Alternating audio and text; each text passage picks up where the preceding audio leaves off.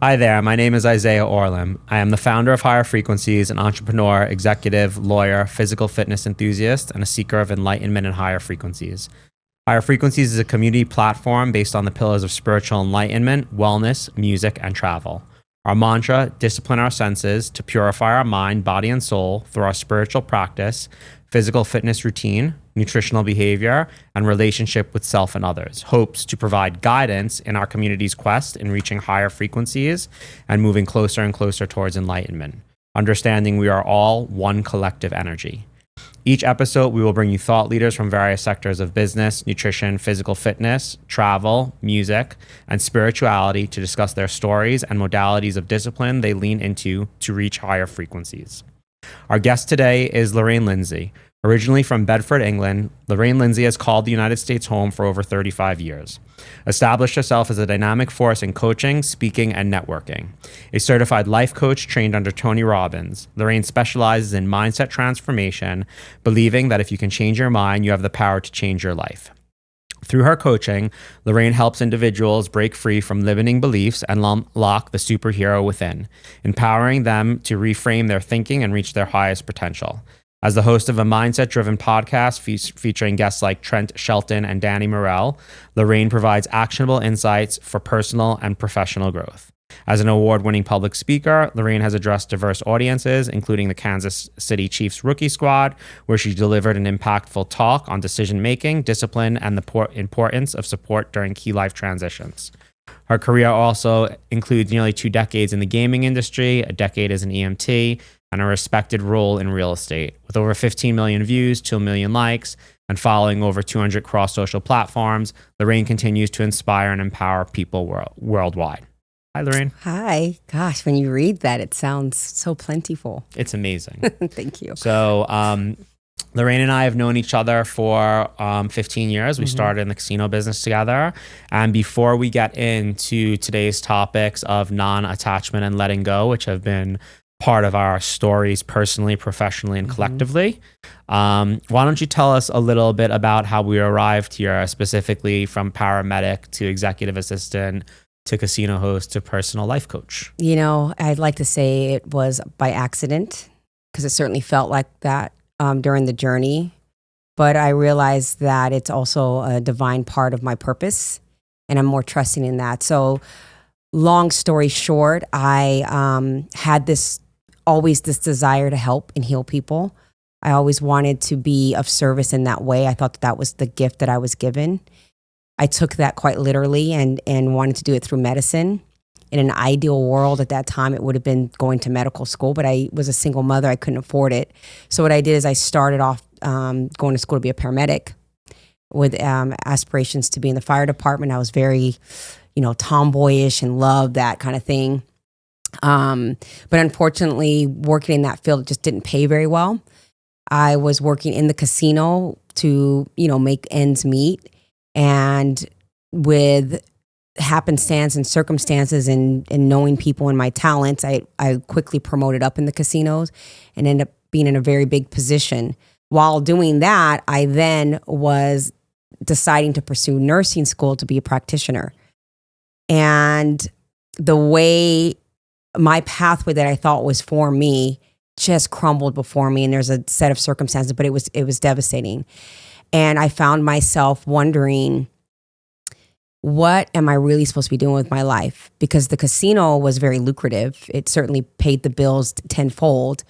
It provided a great life for my son and I, but I knew it wasn't what I was supposed to be doing. I knew it was maybe perhaps a catalyst to other things, or maybe I was supposed to meet people along that journey. But I was really started seeking, I know I'm supposed to serve people this way. Why are these things not working out? And then I just got this message. It was a random conversation I had with somebody, and she was referring to herself as a teacher, and that she literally did the job and hated it. And her message was, just because you have something calling you doesn't mean you have to do it quite literally. And that was one of those breakthrough moments for me, and saying, oh my goodness, I've got this wrong.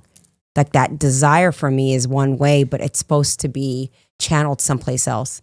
And so that's when I discovered this word called life coach. I was curious about what that was. And then I said, no, this is it. So I went to school, I got certified, I went through programs different things over the course of 10 years. And it's been evolving. And every time I put my toe a little bit in it, there's been times when I've had imposter syndrome and I've backed all the way out. But every time I really commit to it, it starts to really manifest exponentially. It grows very quickly. So I know that it's a call, although I struggle with it at times. So that's my long-winded answer. No, that was awesome. Thanks. It seems like the common theme is that you're able to read people, but that also comes from the experiences you've had of sitting in the fire of life. Yeah. Yeah. So I want to jump into the topics because they're pretty meaty topics, and I want to give the audience a little overview. When we talk about non-attachment, we talk about that as it relates to people, places, and things, and not holding on to things, whether it's a physical object or a person, longer than necessary when they no longer belong in your life, which is very difficult for people, right? Because people, things turn into their blanket or their warm, fuzzy pillow that they don't want to let go of, right? Whereas letting go, which we'll get into in the second aspect of this podcast, is more about emotionally, how we relive those experiences in our life over and over in our head, and we reimagine them in a manner where they cause us emotional harm, and live in the past rather than in the present.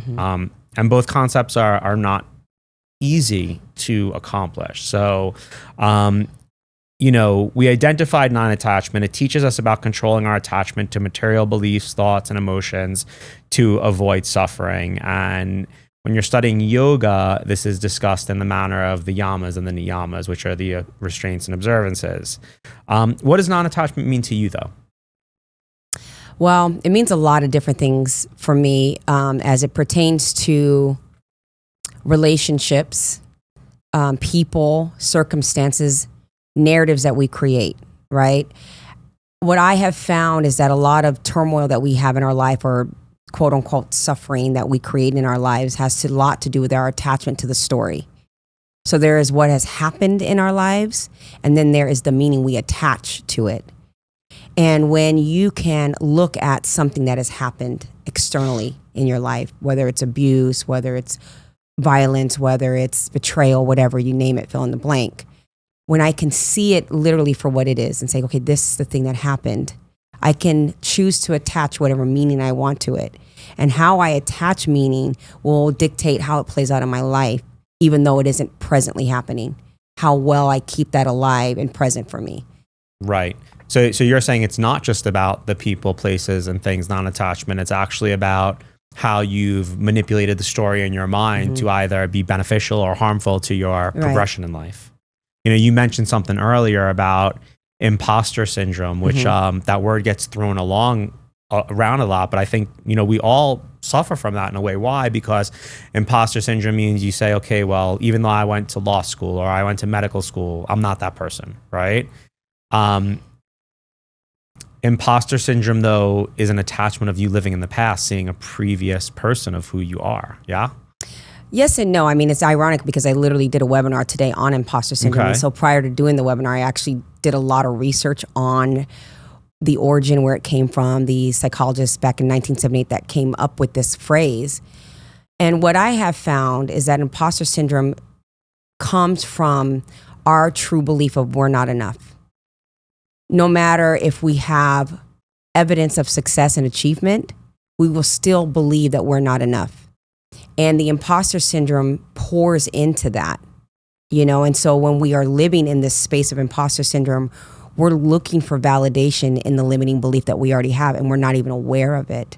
And so it shows up in many different ways, and not just career or purpose. It shows up in your personal life too, of feeling like you're a fraud and you're not deserving of a thing.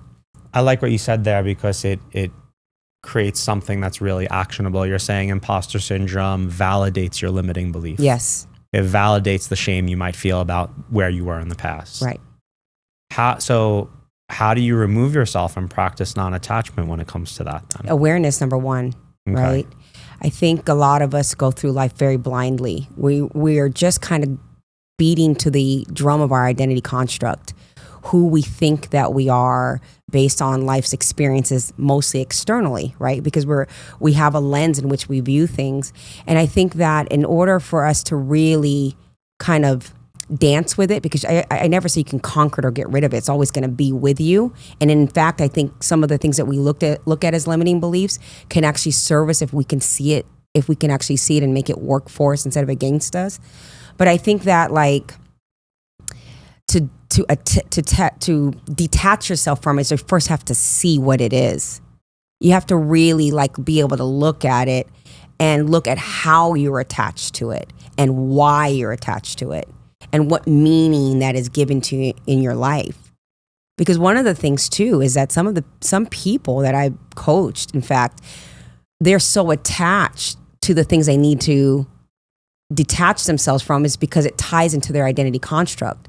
Like I could wave a magic wand and say, you're healed, you're better, everything's gone, and they wouldn't know who they were. And that scares them.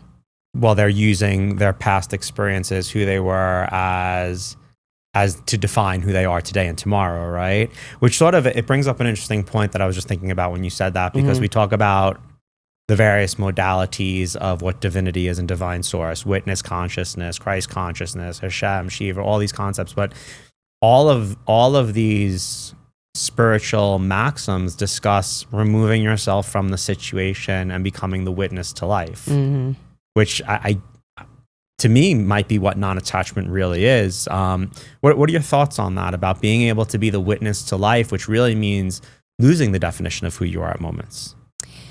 Yeah, see, I hear that a lot, death to the ego kind of thing, you know what I mean? And I'm always a little bit torn by that, if I'm being transparent, because I feel like in one sense it's a necessary evil, if you will. I think that there's power in death to the ego or detaching from the ego if the ego is taking over you. Like, you know, we say you are not your mind, but sometimes we think that we are. We think that everything that we're thinking is real and makes us real. But it just is, it's a fallacy. And so I think like, I don't know, I feel like you need parts of it and you need to detach from parts of it. But I think you need to know how it's serving you, how it's not serving you. Right. Because it's all part of the human experience. Do you think that drives into some people's survival mode, that the things they attach themselves to validate their survival, whether it's the apartment, the house, without this, it's like that old movie, The Jerk, where he's like, I just need this, so funny. right? I just need this lamp and I just need this, right? He's like going through every attachment of the house, when the reality is the strong person can rebuild no matter what. I think that we attach ourselves to things because of what we think it might give us. Okay. And I think that the ultimate journey of life is to feel love, is to feel fulfillment. And we need that through community, through other people, through connection. And I think that we attach ourselves to artificial or superficial or sometimes meaningless things because we think and believe that that's a pathway to what we really want at the core of us, at our essence. I mean, you and I have spoken about this. We both, grew up in situations where, money wasn't plentiful. But then that money's around now, and you get the watch, you get the car, and there's just a lack of fulfillment. Right. Because it's that dopamine hit that of buying something doesn't fulfill what you said, love, which is right. Which you brought up something else. I always look to other modalities of learning, and I've been looking into, like, for some reason, A Course in Miracles has been popping up a lot. So I'm very familiar with that. So they use the word create and miscreate, right? And I find it interesting because you brought up the mind. So the soul is plentiful and it's here, but the mind creates, but it miscreates out of fear. So do you think some of these attachments actually are fear-based? Oh, absolutely. Yeah. 100%. Can you expand on that a bit? Again, I feel like we are so externally we attach ourselves to so much things externally to create inward meaning. Right. And I think we have it backwards, right? And I think that the fear is, if I don't have this, if I am not this, if I get this or if I don't get this, these are how I'm being defined as being enough. Again, it goes back to whether or not I feel worthy and that I'm enough. And the beautiful thing when we talk about detaching yourself from things is to really understand your abundance. I think that's the source to get you to detach. Let's talk about abundance. Okay. Let's hit on that, because that's big right there, right? And that's a big moment. Because abundance, look, a lot of people are in survival mode Yes. most of their life, because and they shouldn't be. I mean, the world's a plentiful place. There's plenty of food, but unfortunately we have a socioeconomic structure, some societal based, some government based, and it's just where we're at as a human species, right? But it doesn't necessarily mean that everyone cannot live in abundance, because you hit on it. Love is abundance. And, you know, we speak about this in higher frequencies, turning off your sense telephones and looking for the external validation through your senses versus within, which is difficult. How do you advise a client or someone you're coaching, say, hey, like, without being the corny scene in the movie saying you're enough, or that scene in Good Will Hunting where he's like, just, it's okay, right? How do you advise a client on that and say, you know, you can practice non-attachment and know that you have everything energetically within you and that everything's going to be okay? I have them measure what they're able to give. Tell me some things in your life that you're able to give. Love, a smile, understanding, compassion. You can give that abundantly.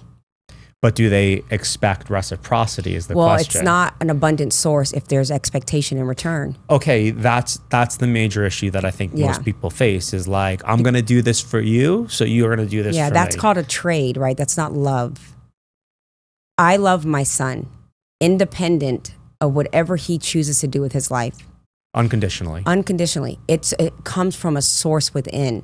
He doesn't have to do anything for me to feel this love for him. Do you think we've commoditized love, and that's the issue we have in the society, or we misuse the word too often? I think we don't know how to really define it for self first. I think we have ideas of what love is, but they're usually encapsulated by what we're going to get or how people are going to conform to us. Right. Do what we want. You know, most people that I talk to that are struggling in any type of relationship is because there's not conformity. I need you to do these things for me in order for me to feel X, Y, and Z. Yeah, no, the relationship is more about, you know, showing up for each other, to be there supportive, in my opinion, whether it's familial or business or personal. And, you know, as I mentioned, well, two things that I've been working on personally this year, I think, and I think it goes into the idea of non-attachment, is one, radiating love in all aspects of life without the want of reciprocity. I think the thing most people struggle with is not responding to their own and other people's trauma in the situation. What do you mean by that? I mean, we all are walking with traumas from like our experiences, and we get triggered. And rather than taking a breath when someone makes a comment that triggers us and say, okay, maybe this is coming from their trauma and not mine, and let me just take a breath, we respond with our trauma, and that creates like a negative situation. Yes, right. There was a word that you use that all the different spiritualists say that we should be what to our lives? Because there was another, I'll just say this and maybe it'll. Yeah. I believe that in order to have an abundant life, we have to be a student to our life. The witness. We have to be the witness. Okay, that was the word. For me, I use the word student. Student, right. Meaning I am here to learn. And life is my greatest teacher, right? It's the professor. And I think that when we know that life has to offer us an abundance of life lessons, and we can abundantly be that student, then you can give and get in exchange. But you're not measuring what you're getting, good, bad, or indifferent.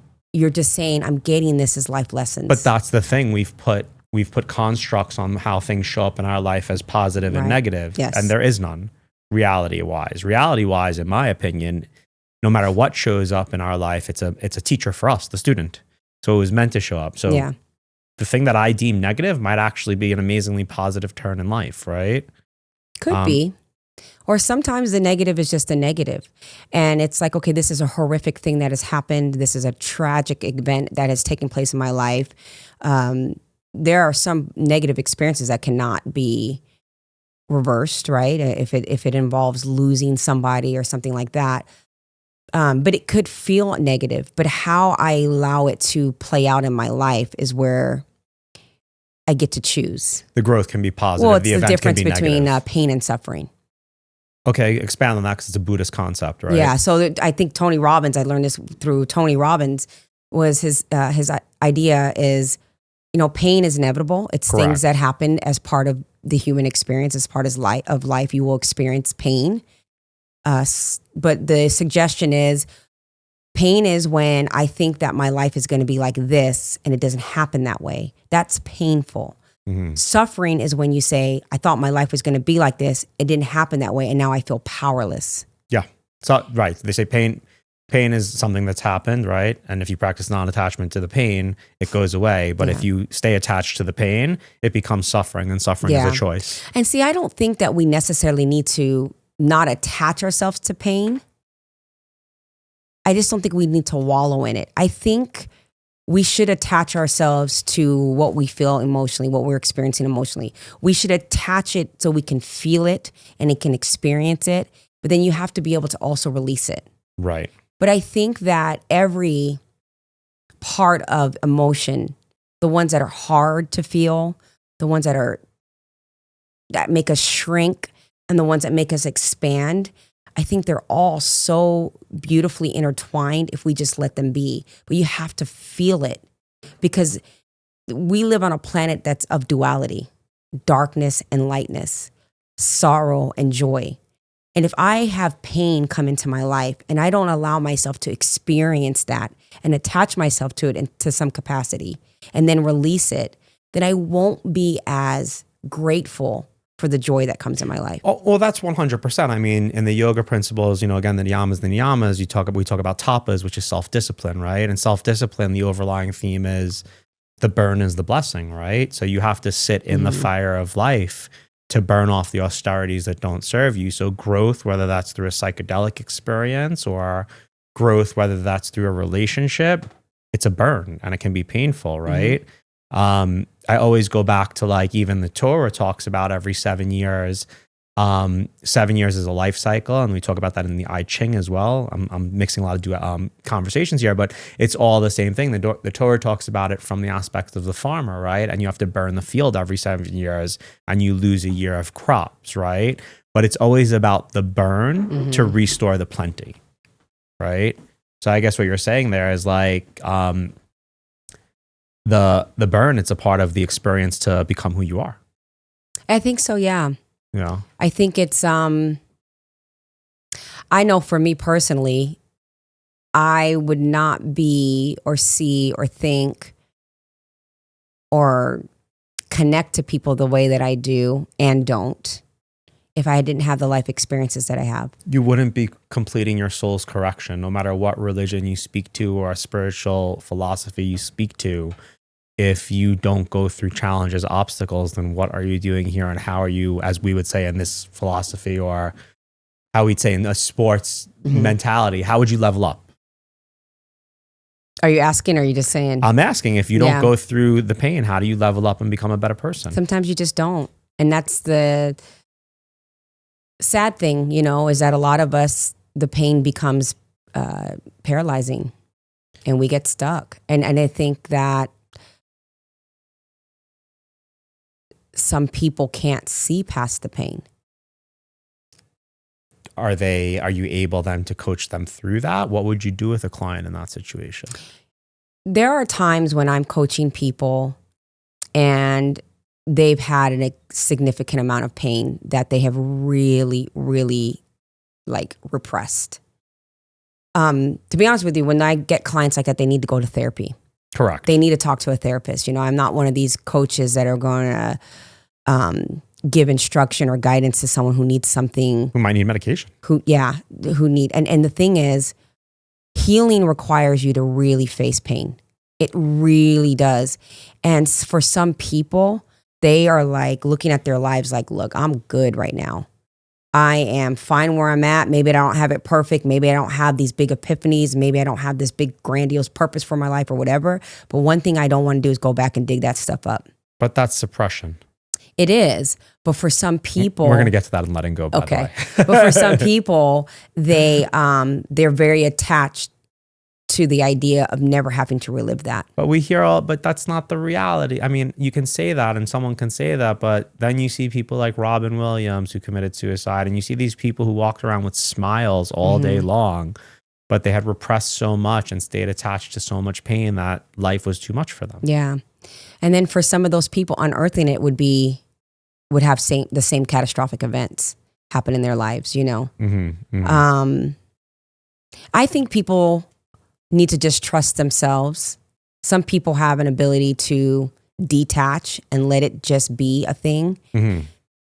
But I do think if you want to really, really know your true authentic self, you have to deal with it. You have to bring it up and release it. Otherwise, you're just an ego construct. Yeah.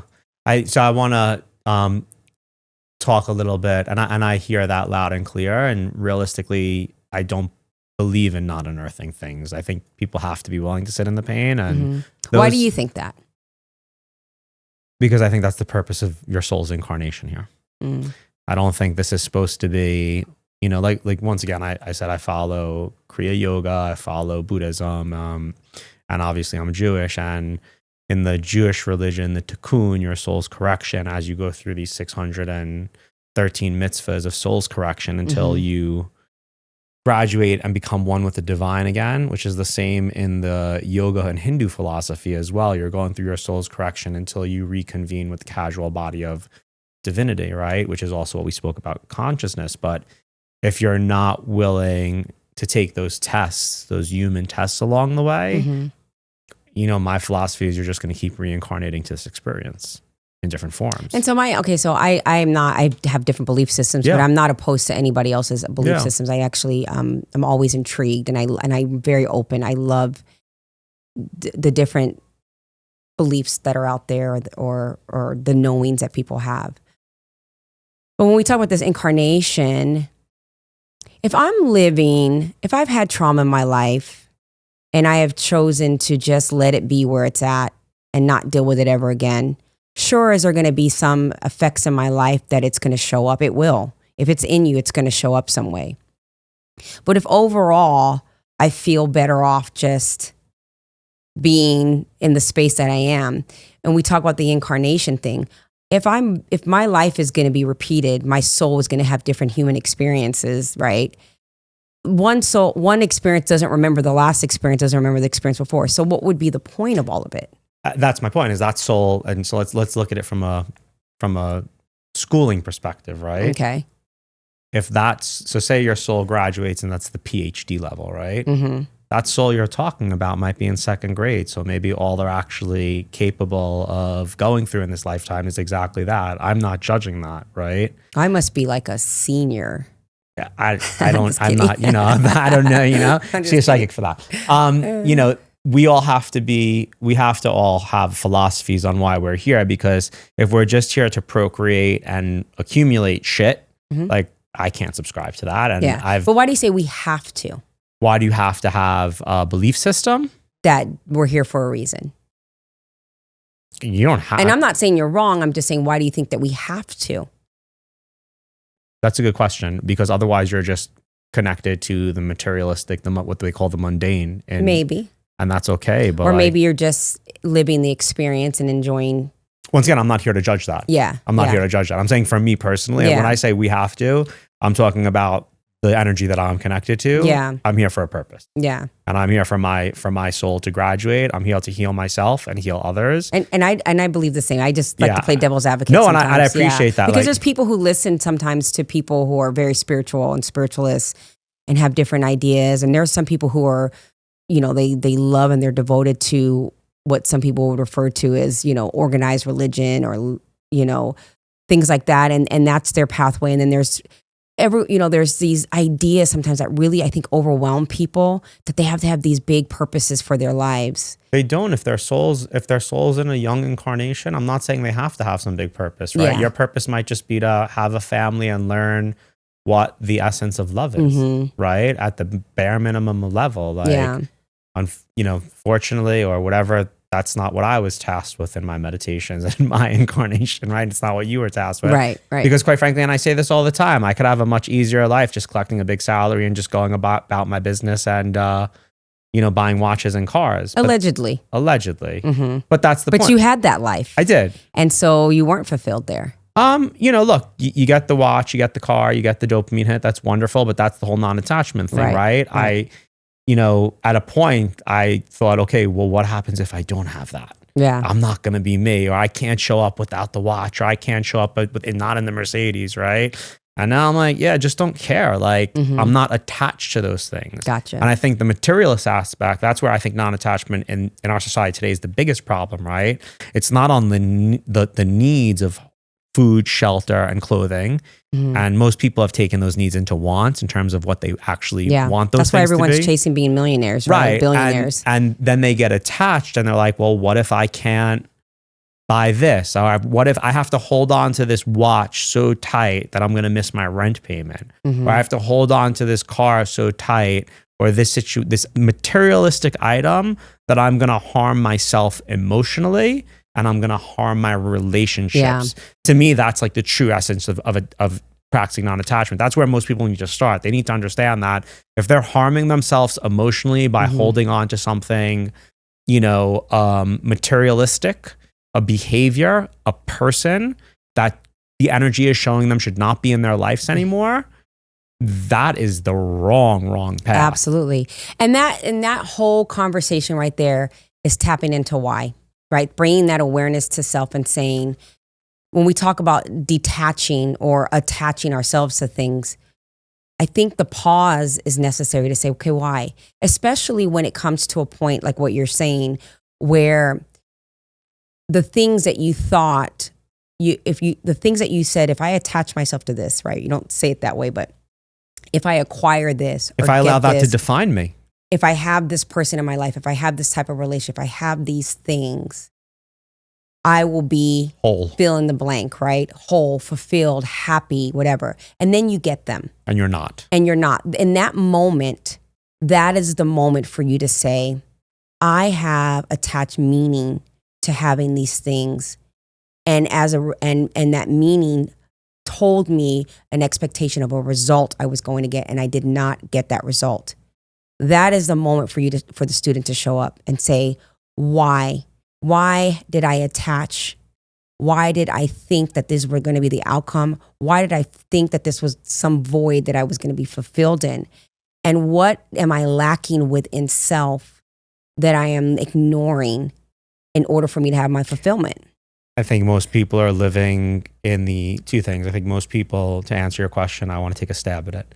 I think most people are living in becoming the image of what they think their loved ones or society thinks they should be, and not what their heart tells them to be.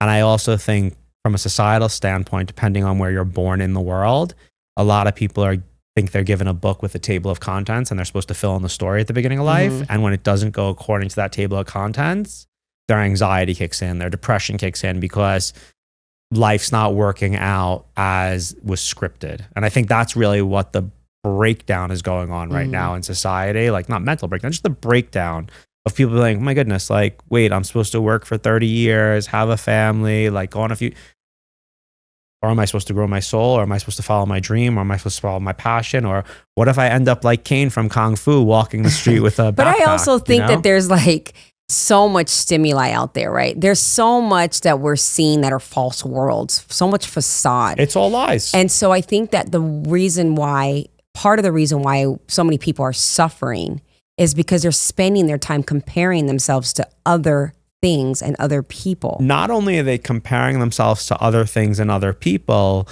but we all know that both sides of the coin lie these days from a political standpoint. We all know that people from a personal and business standpoint manufacture their realities on social media, right? And don't talk about the negative that's going on in their life. Right. So we're going through this whole social animal experiment. For the first time, we're like, yeah, it used to be in the 70s, 80s, you knew, look, the media portrayed a certain story and everyone just believed it. But after the last 8 years, we know the media can't even be trusted. Right. And now we know that social media, we always knew that, look, where I grew up, I knew what the family issues were at the house next door. Mm-hmm. But now we're looking on Instagram at our friends and family and these things, and we just see the beautiful things. Right. And it makes us feel deficient. Right. Right. So we try to attach to only positive. Mm-hmm. I think that's, excuse me. I think we're also overly obsessed with being happy. It's a construct, though. I think it's just like we're too obsessed with needing that constant in our life, and I just think it's not sustainable. But you hit on that before. How do you know what happy is if you're never sad? And how do you know how do you actually know what the feeling of happy is if you're never depressed?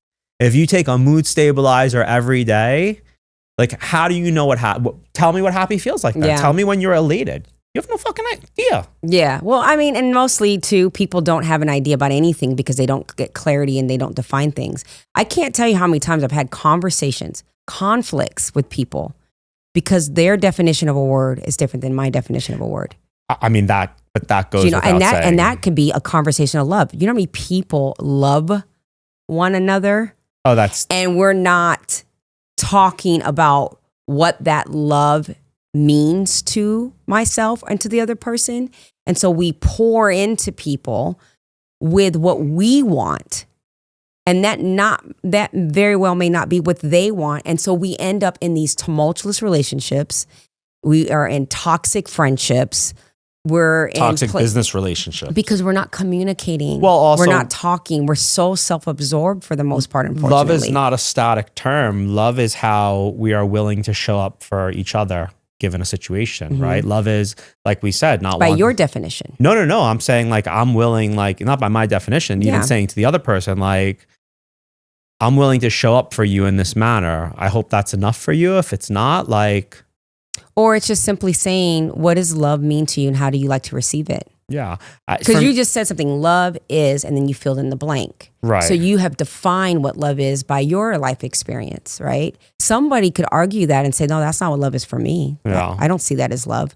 And so if we can surrender, if we use attachment and detaching, if we can detach ourselves from the way we define things, so we can have an openness to understand one another. That is something that I've been talking to people about. Yeah. It's like, hey, like, not just attach myself, but like, can we just not come at each other from a place of judgment? Like, and it's hard for people to do. And then I get gaslighted when I say that to people. They're like, oh no, that's you internally interpreting what I'm saying, and you're like, no, you're literally judging me right now. All I'm asking you to is just hear me out, and I'll hear you out, and we can agree to disagree. Yeah. But people don't want to do that. Then they use this whole term of like, no, it's you internalizing it. I had that happen twice this week. And I'm like, well, it might be true about you though. Maybe it's a little both, but it is judgment. Okay. So this goes good into letting go, the next part of this conversation. Okay. All right. Higher frequencies, one of the teachings we draw from as well is David Hawkins' teachings, who is a therapist, very famous therapist in New York who had enlightenment, developed the map of consciousness, and then wrote a book, Letting Go. And the definition from his book, letting go, paraphrased, letting go is the concept of not holding on to thoughts, feelings, beliefs, and emotions that do not serve our highest self. Through non-attachment, we can practice letting go, understanding that what is meant to be in our lives at a given moment in time will be, and what is not meant to will not be. By holding on to negative thoughts about past events, we allow them to birth negative emotions that do not serve our highest selves. Carrying emotions from past events that have exited our lives are useless, as these events no longer exist in real time and they are merely a memory. So I want to discuss now, we discussed non-attachment to the experience, right? But the emotional energy that's created by remaining attached and the harm it does and how we let go of now the thought or what we've attached, right? And I'll say one more thing with this, just that we can build in the conversation. You know, when you're in law school, they tell you, they use the accident as an experience, right? You have to write down after an accident happens immediately, because 5 minutes later, our mind changes the thought process. Our emotions cloud it, our interpretation, right? And to me, that's the problem with not letting go of things. And I am a student of figuring this out, right? But I also think it leads to the idea of what I've been talking about a lot lately is, are you a victim? Are you a survivor? Or are you a warrior? Warriors live in the constant of letting go, right? Do they? Yeah, I think that's what a warrior is. I don't think all warriors. No? So I think some warriors leverage their pain. They keep it to become warriors, to stay warriors. I feel like I've been a little bit of a warrior my whole life, a survivor and a warrior. Always at battle, always at war, always ready.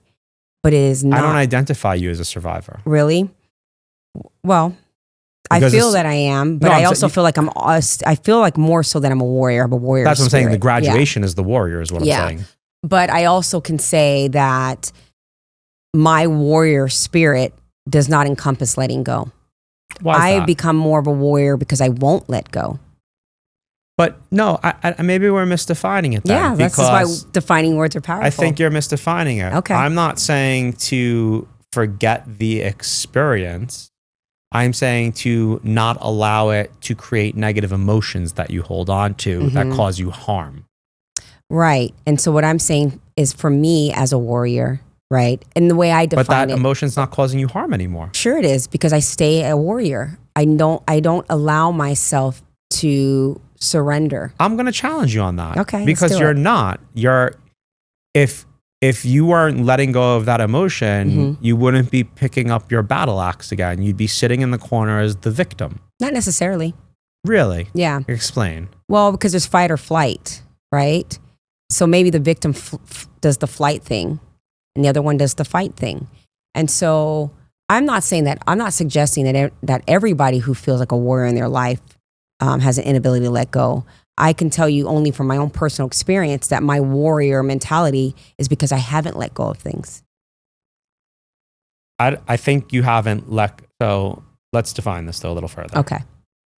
What I'm hearing is you haven't let go of what has happened, but you're not allowing it to cause you negative energy. You're not allowing it to drive you into a negative frequency experience. I disagree. You think it's still driving you into a at negative times, frequency? absolutely. Because then you haven't let go of that experience. That's exactly what I said. So what happens is I keep, as a warrior mentality, is I keep things. Do I want to keep them? No.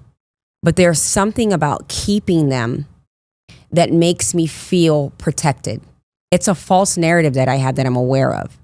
But in my mind, if I were to not be at war, not have my armor on, not protect myself, not know what that feeling is like when the trigger comes, then I don't feel like I'm armed and weaponed to fight the battle. Yeah, I'm laughing a bit because I Does that surprise you? No, because I lean into that thought process because a number of years that I felt I calcified my heart in a way, which was my armor, right? And it manifested in pain in my shoulder and all this stuff. And it was more because I just was not allowing my heart chakra to open because of all the past pain. So I let go of the experiences, but I wasn't necessarily letting go of the pain. I was still a warrior, but I wasn't per se letting go of the pain it caused me. But when you think of a warrior, you can picture them with not only with scars, but with armor, with protection, with gear on. Right? They're covered in protective gear. It's the joke that I talk about with my tattoos. Like all my tattoos tell my story and they're my armor. And when I'm having an experience, I could look to one of those experiences. But a warrior has a mindset of war. Right? If I see myself as a warrior, it sounds courageous. It sounds amazing. But it's still a mentality of war. Isn't this life war? It is. It can be. It's not always. But it's how we choose to experience it. So if I am a warrior, I will experience a world of war. There will always be some battle that I have to face. And so in order to keep me ready, locked and loaded to go, I have to keep muscle memory of pain. I don't know. Let me ask a question. Do you consider Gandhi a warrior? Yeah. He wasn't ready to get on the battlefield, though. He wasn't particularly like in the definition of a gladiator, like the movie. That's not the vision of Gandhi or Jesus. Do you, like if my weapon is love, like aren't I still a warrior? My weapon of choice is love, which is what we're talking about at the beginning of. So you're going to war and with love. With love. I'm a warrior. I'm going to war to fully face life as it shows up at my doorstep. And let's say that is your That's your narrative. That's what you do. Why are you choosing that as your weapon? Because that's the only thing that matters in this world. Okay, but why? For you personally, that you would choose that? Because of my studies, because of the philosophies I've studied, and because at the basis of every great religion which leads into a spirituality, the frequency discussed is love. Okay. And that through love, right? I'll take it even one step further. Because I feel like a person who is going through life to give of love, it almost seems like that is a peacemaker, a person of peace, not a warrior. So let's get woo-woo for a sec, Okay. yeah? I work with a medicine worker, and when I say medicine worker, not ayahuasca, he uses the elements, sound and things like this in Sedona. My family's actually used his services for 20 years, 30 years. And I was driving around Sedona with him. We were doing some sound work, and if anyone is familiar with Sedona, it's actually the mountain ranges are actually the chakra system. So that's why energetically it's very strong, and that's why it's the spiritual center of the world. We talk about us living in the 3D, and he was talking about the 5D and some of his experiences with, we might call them extraterrestrials or other beings. And he said something to me that struck me very odd. He said, there's no such thing as currency in the 5D. It's love. Like everything, the commodity is the love. Okay. So you express love and the food you need shows up. You express love and the clothing you need shows up. Look, it's a very woo-woo concept. Yeah, it sounds beautiful. It's a beautiful concept. And then you hear some of these psychic mediums who channel other star seeds express this on, Instagram and things like this. I gravitate towards that thought process that love is the currency, right? I need to put a roof over my head. I need to clothe myself. I need to help the ones I love in the scenario of basic human needs.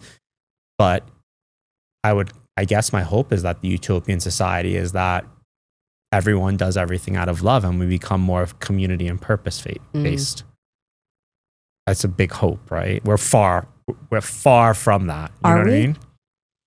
I think again, this planet is a planet of duality. And so as much as there will be love, there will be the opposite of that as well. It's the design, I feel like. That's not what a lot of the great sages say, though. They I'm certainly not a great sage. So no, I'm not. No, you are. I'm wishful. I'm hopeful. I think everybody has love in them and has the abundance in them. But I don't know if everybody has the capability to express it. Another modality I've been studying is the Gene Keys by Richard Rudd, which is falls in the line of human design in the I Ching. But he talks about these gene keys, this human upgrade in DNA, which is, once again, I always try to find the parallels.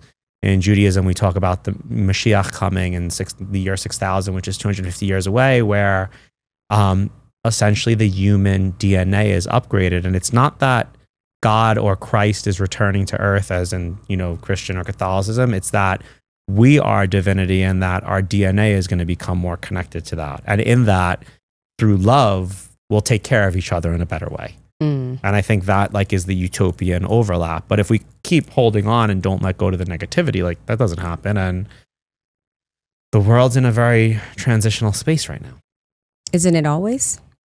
I think if you look at, coming out of Kali Yoga, in the Kali Yoga calendar and yoga, what I said about the Judaism and Mashiach, what we're learning from the various, yoga calendars is that we're actually in this moment, and even the map of consciousness with David Hawkins, we're in this very large leveling up moment globally.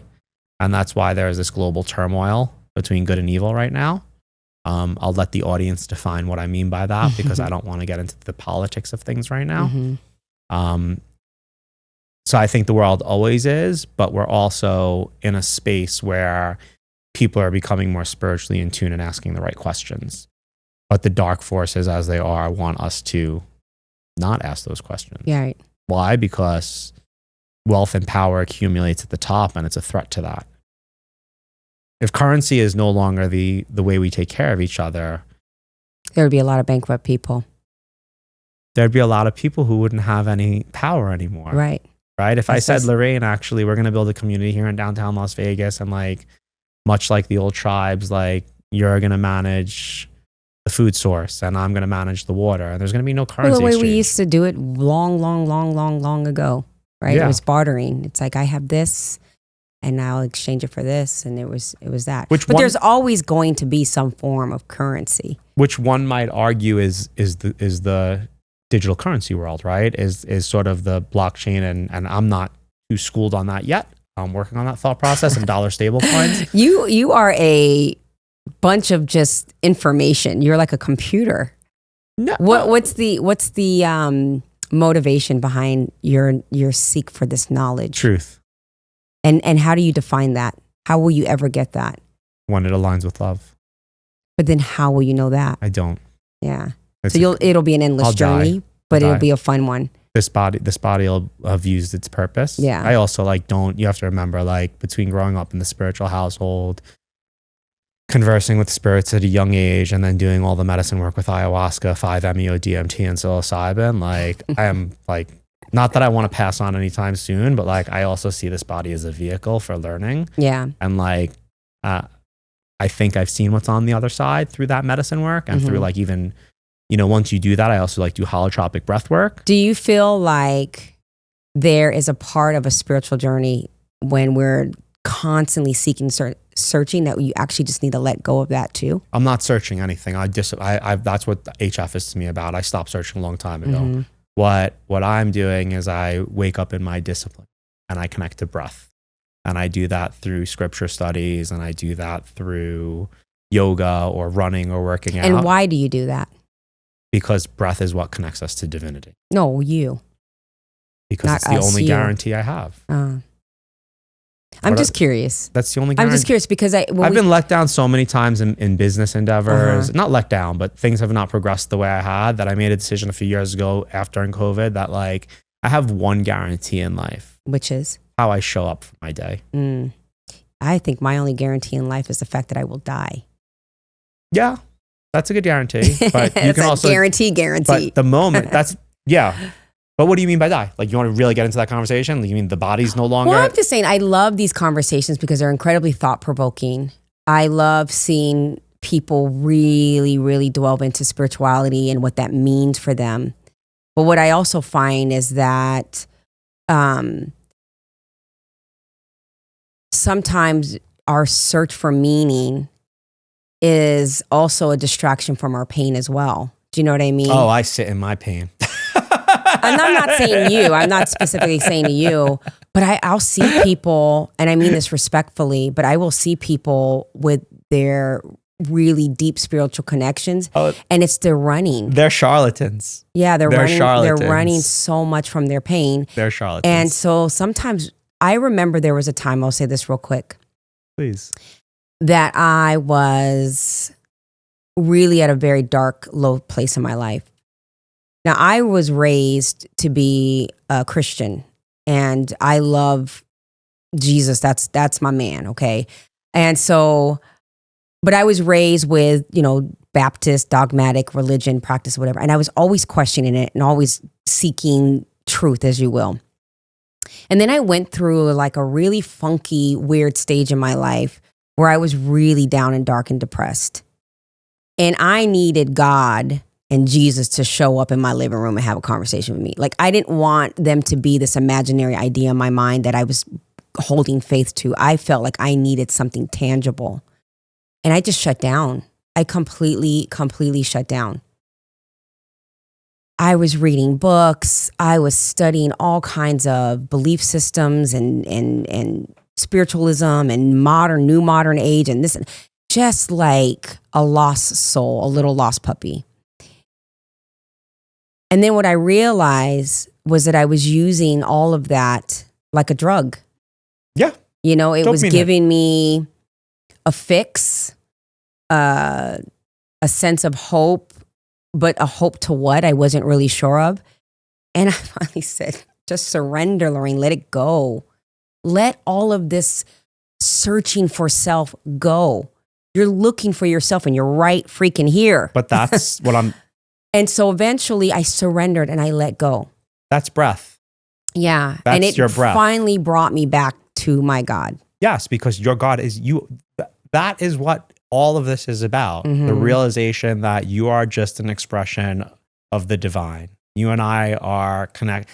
The Rastas say I and I, right? I know, I'm Jamaican. Okay, so you get it, right? What does that mean? It means that we are all one, right? I and I, right? That's what their belief is, that you are I and I am you and he is us and she is us and we are divine. Yeah. And in Judaism, we call it divine consciousness or divine providence. And what you were talking about, Catholicism, Christ consciousness, right? Yeah. So that's a really hard concept for people to get, but through breath, right? And that's what I talk about, holotropic breath work, yoga, running, flow states.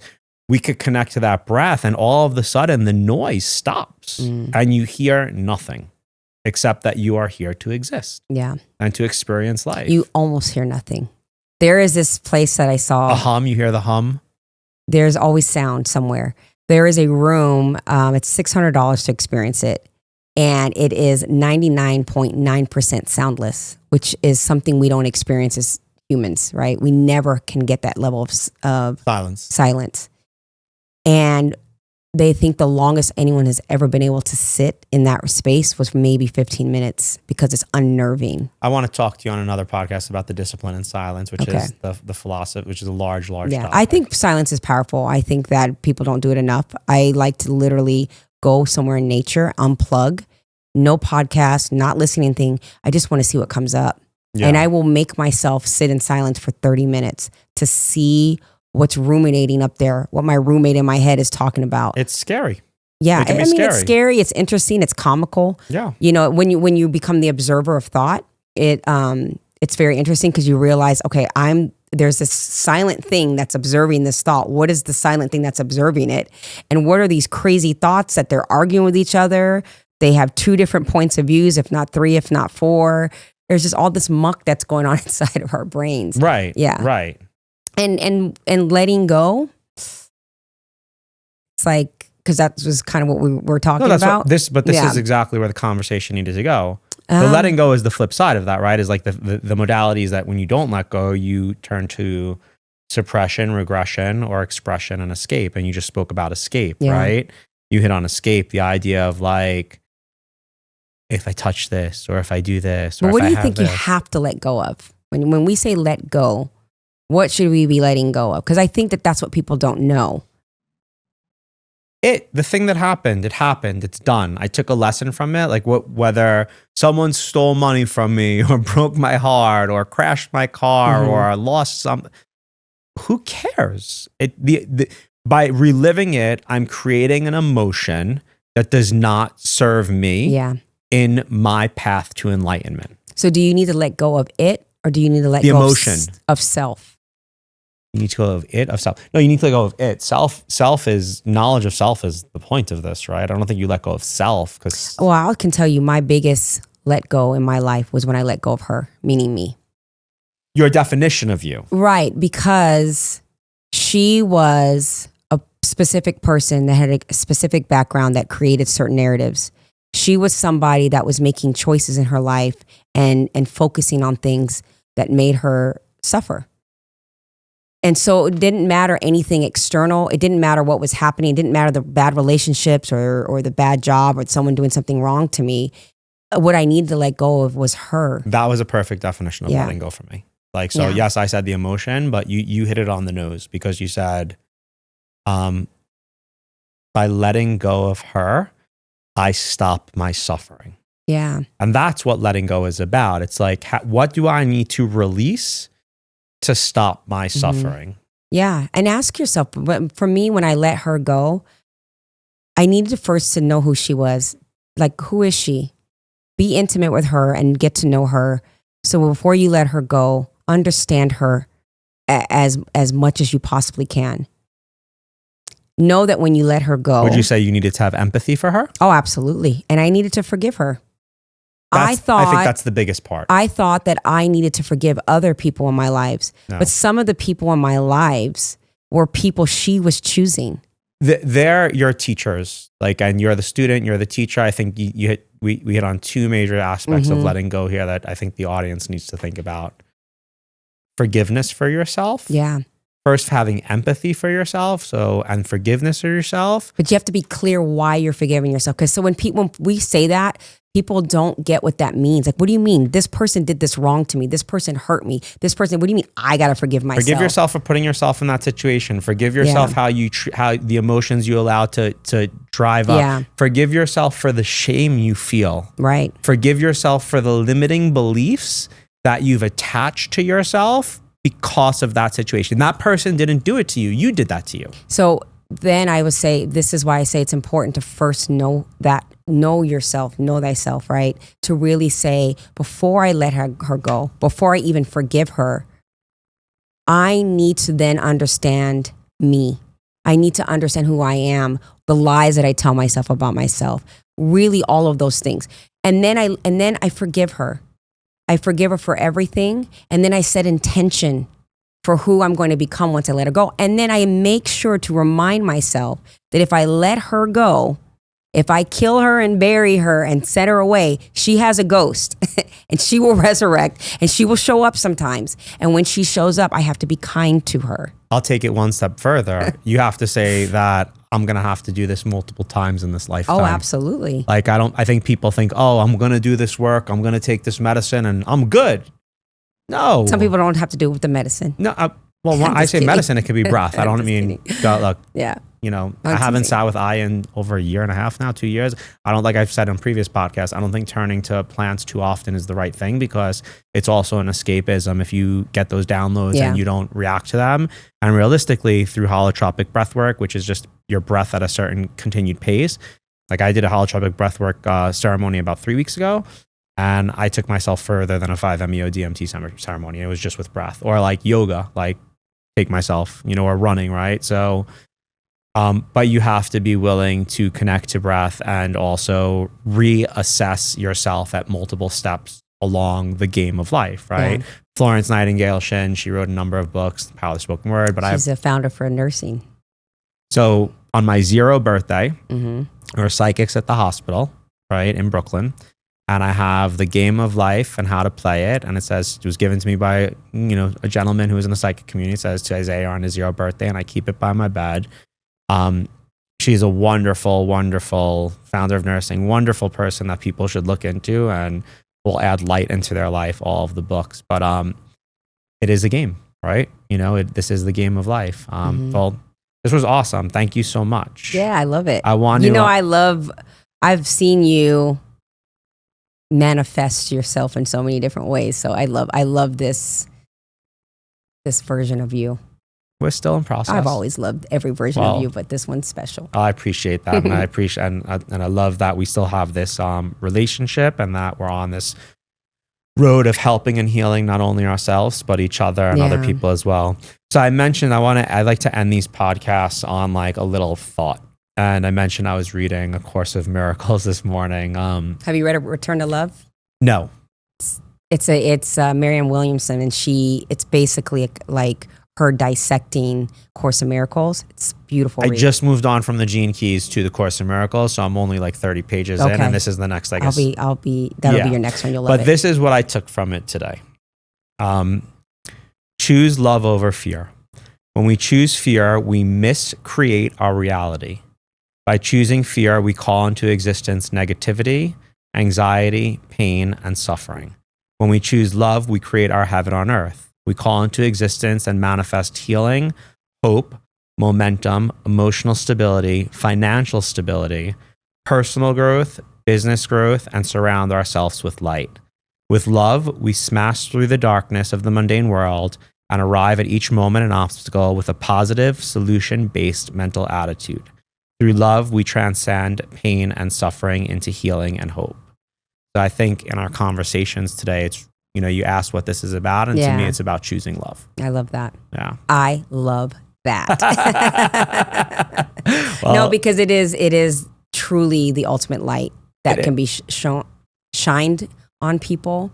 It is really the most abundant source that we have. And no one can take it away from you. No. If I choose to show up with love, it doesn't matter how you react. Right. Because I could just show up with love. I used to tell my son that all the time. I'm like, no matter what you do, you can never take my love. Exactly. Yeah. Well, this was wonderful. Thanks for everyone who joined us, and more to come on Higher Frequencies. Yes, I love it.